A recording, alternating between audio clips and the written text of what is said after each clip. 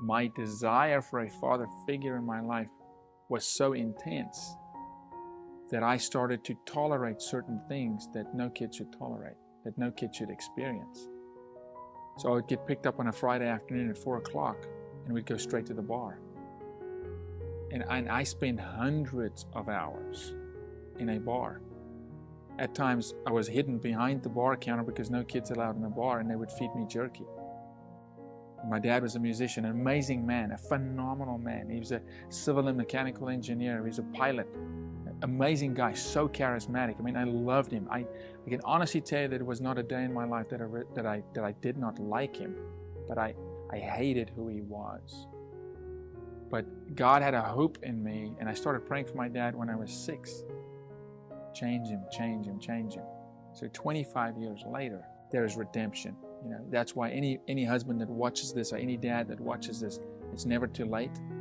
And no matter how much time you have left, it's enough. It's enough to create restoration. It's enough to make amends. It's enough for when you go, your kids to go, I know what a dad looks like. If it was a day or an hour or a year, in my case, 2 years. Last 2 years of my dad's life, he passed away last November.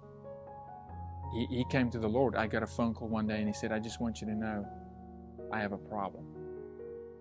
25 years I prayed and he could never say that he had a problem drinking. And he said, I'm standing outside a Christian rehab center. I want to give my life to the Lord, and I need you to know you're not going to be able to reach me for 3 months. And he comes out of there having started a worship band and starts building a relationship with my sister, who they had no relationship, and my brother and myself. And I traveled to South Africa, and here's a guy so anxious. He called me and said, I need to tell you about Jesus. And I said, Dad, I know. He's like, no, you need to listen. I need to tell you about Jesus. Watch the Father Effect movie for free on YouTube.